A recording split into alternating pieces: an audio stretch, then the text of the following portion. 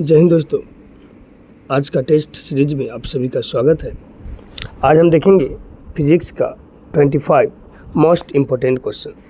तो आप इस 25 क्वेश्चन को अपने से बनाइए और लास्ट में कमेंट बॉक्स में आप अपना आंसर ज़रूर बताइएगा। तो और एक चीज़ और कि जो भी क्वेश्चन हम बताएंगे उससे रिलेटेड यदि दूसरा क्वेश्चन बन रहा है वो भी हम आपको साथ साथ में बताएंगे।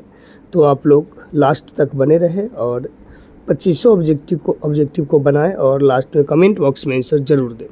तो हम देखते हैं पहला प्रश्न, विद्युत क्षेत्र की एसआई इकाई क्या है।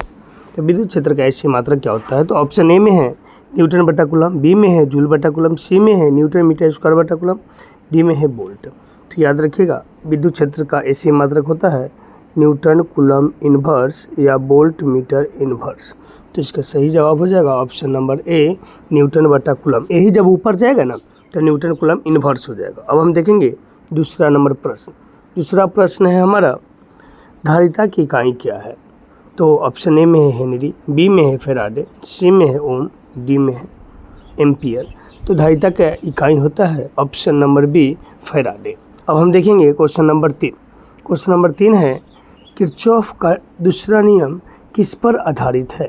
ऑप्शन ए में है ऊर्जा संरक्षण, बी में है संवेग संरक्षण, सी में है द्रव्यमान संरक्षण और डी में है आवेश संरक्षण। तो 3 का सही जवाब हो जाएगा ऑप्शन ए ऊर्जा संरक्षण।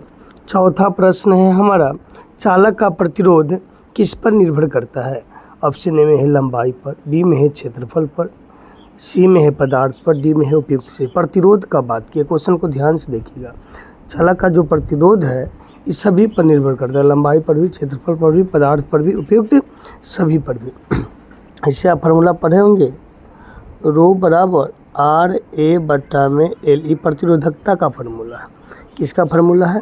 प्रतिरोधकता का। यदि हम आर बराबर निकालेंगे तो रो एल बट्टा ए ये आर का फार्मूला हो जाएगा, प्रतिरोध आर का। किसका फार्मूला हो जाएगा?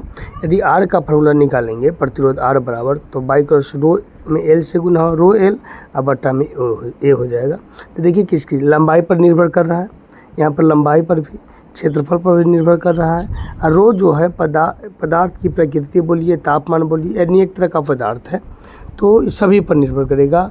तो ऑप्शन नंबर डी इसका सही जवाब हो जाएगा। फार्मूला देखिए, प्रतिरोधकता का कोई फार्मूला पूछे तो रो बराबर आर ए बटा एल, और यहाँ पर देखिए पदार्थ का प्रतिरोध किन किन बातों पर निर्भर करता है, तो यहाँ पर आर बराबर रो एल बटा ए हो जाएगा। यहाँ पर ए क्षेत्रफल है, एल लंबाई है, रो प्रतिरोधकता है, आर प्रतिरोध है।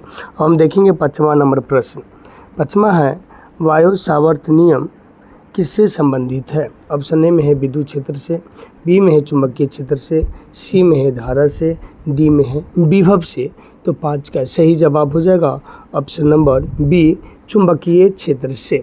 अब हम देखेंगे छठा प्रश्न है चुंबकीय आघूर्ण की एसआई इकाई क्या है। ऑप्शन ए में है एम्पियर मीटर स्क्वायर, बी में है वेबर मीटर बटा में मीटर स्क्वायर, सी में है जूल बटा टेस्ला, डी में है न्यूटन बटा कूलम। तो 6 का सही जवाब हो जाएगा option number A ampere metre square. 6 का ऑप्शन नंबर ए सही जवाब होगा। 7वां प्रश्न देखिएगा चुंबकीय फ्लक्स की इकाई है।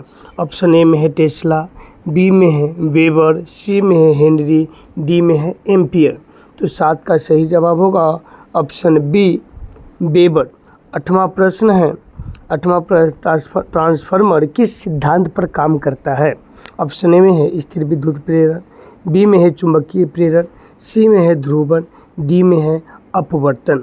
तो 8 का सही जवाब होगा ऑप्शन नंबर बी विद्युत चुंबकीय प्रेरण। ट्रांसफार्मर जो है विद्युत चुंबकीय प्रेरण पर कार्य करता है। अब है 9वां प्रश्न है ओम का नियम कब सत्य नहीं होता। ऑप्शन ए में है धातु में, बी में है इलेक्ट्रोलाइट में, सी में है सेमीकंडक्टर में, डी में है बी और सी दोनों में। तो 9 का सही जवाब होगा ऑप्शन नंबर डी बी और सी, यानी इलेक्ट्रोलाइट में और सेमीकंडक्टर दोनों में। देखिए ओम के नियम में क्या होता है, फार्मूला होता है भी समानुपाती होता है आई के। धारा बहे जैसा ही बढ़ेगा तो विभवांतर भी बढ़ेगा। धारा का मान घटेगा तब विभवांतर का मान भी घटेगा। जब समानुपाती हटता है तब V बराबर I इंटू आर होता है, I इंटू आर होता है। तो V जो है I के भी समानुपाती है, V जो है R के भी समानुपाती है। तो V बराबर I आर, यहाँ पर I की बात करें I बराबर क्या हो जाएगा, तो V बट्टा R हो जाएगा। I की बात करें तो V बट्टा R, R की बात करें तो V बट्टा I हो जाएगा। ठीक है, इस तरह से कई क्वेश्चन बन सकता है। अब हम देखेंगे तो इसका सही जवाब तो डी नंबर हो गया। अब देखेंगे 10वां प्रश्न। 10वां प्रश्न है, इंडक्टर किस प्रकार की धारा का विरोध करता है। ऑप्शन ए में है डीसी, बी में है एसी, सी में है दोनों, डी में है कोई नहीं। एसी का मतलब अल्टरनेटिव करंट और डीसी का मतलब डायरेक्ट करंट होता है। तो 10 का सही जवाब हो जाएगा option number B, AC alternative current. अब देखेंगे हम 11 नंबर प्रश्न। 11 में है, प्रकाश का वेग किस माध्यम में सर्वाधिक होता है। तो आप जानते हैं यहाँ पर 4 ऑप्शन है, वायु है, जल है, कांच है, हीरा है। तो प्रकाश का वेग सबसे ज़्यादा होगा ऑप्शन नंबर ए, वायु में। तो अब हम देखेंगे 11 नंबर हो गया। तो अब हम देखेंगे 12 नंबर प्रश्न। 12 नंबर प्रश्न है, अवतल दर्पण का फोकस कैसा होता है। अवतल दर्पण का फोकस के बारे में बात कर रहा है। ऑप्शन ए में है वास्तविक, बी में है आभासी, सी में है दोनों, डी में है कोई नहीं। तो 12 का सही जवाब होगा ऑप्शन नंबर ए, अवतल दर्पण का फोकस वास्तविक होता है। अवतल दर्पण का जो फोकस होता है कैसा होता है, तो वास्तविक होता है। अब हम देखेंगे 13 नंबर प्रश्न, रमन प्रभाव किससे संबंधित है। ऑप्शन ए में ध्वनि तरंग, बी में है प्रकाश तरंग, सी में है आंतरिक तरंग, डी में है उपयुक्त सभी। तो 13 का ऑप्शन नंबर बी सही जवाब होगा प्रकाश तरंग। रमन प्रभाव किससे संबंधित है, तो प्रकाश तरंग से। अब है हमारा 14 नंबर प्रश्न, कॉम्पटन प्रभाव किसे सिद्ध करता है। तो 14 का ऑप्शन ए में है प्रकाश का तरंग स्वरूप, बी में प्रकाश का कण स्वरूप, सी में है ध्रुवन, डी में है अपवर्तन। तो 14 का बी सही जवाब हो जाएगा प्रकाश का कण स्वरूप। हम देखेंगे 15 नंबर प्रश्न, हाइड्रोजन परमाणु का मॉडल किसने दिया था। ऑप्शन ए में है न्यूटन, बी में है रदरफोर्ड, सी में है बोर, डी में है प्लांक। तो 15 का सही जवाब होगा सी, 15 का सही जवाब होगा सी, बोर। अब हम देखेंगे 16 नंबर प्रश्न। 16 में है, रेडियोधर्मी विघटन का नियम किस प्रकार का है। ऑप्शन ए में है रैखिक, बी में है घातांक, सी में है वर्गानुपाती, डी में है लघुगणकीय। तो 16 का सही जवाब होगा ऑप्शन बी, घातांक। 17 नंबर प्रश्न है हमारा, गामा, अल्फा बीटा गामा होता है। तो गामा किरणें किस प्रकार की होती है। ऑप्शन ए में है विद्युत चुंबकीय तरंग, बी में है इलेक्ट्रॉन, सी में है प्रोटॉन, डी में है न्यूट्रॉन। तो 17 का सही जवाब होगा ऑप्शन ए, विद्युत चुंबकीय तरंग। 18 नंबर प्रश्न है, हाफ लाइफ किसका माप है। ऑप्शन ए में है विघटन नियतांक, बी में है स्थिरता, सी में है विघटन दर, डी में है द्रव्यमान। तो 18 का सही जवाब होगा ऑप्शन सी, विघटन दर। अब है 19 नंबर प्रश्न, ट्रांजिस्टर का उपयोग किस में होता है। ऑप्शन ए में है प्रबंधन, बी में है रेक्टिफिकेशन, सी में है ध्रुवन, डी में है प्रकाशन। तो 19 का सही जवाब हो जाएगा ए नंबर, प्रबंधन। एम्प्लीफिकेशन 20 नंबर है। 20 नंबर में है, ओसिलोस्कोप का उपयोग किसके लिए होता है। ऑप्शन ए में धारा मापने के लिए, बी में वोल्टेज का तरंग रूप देखने, सी में शक्ति मापने के लिए, डी में प्रतिरोध मापने के लिए। तो 20 का सही जवाब होगा ऑप्शन बी, वोल्टेज का तरंग रूप देखने के लिए। 21 नंबर प्रश्न है, संचार प्रणाली में मॉड्यूलेशन का उद्देश्य है। ऑप्शन ए में रेंज बढ़ाना, बी में शोर कम करना, सी में सिग्नल को सुरक्षित करना, डी में उपयुक्त सभी। 21 का सही जवाब हो जाएगा उपयुक्त सभी में इसका यूज होता है। अब है 22 नंबर प्रश्न, सौर सेल किस सिद्धांत पर काम करता है।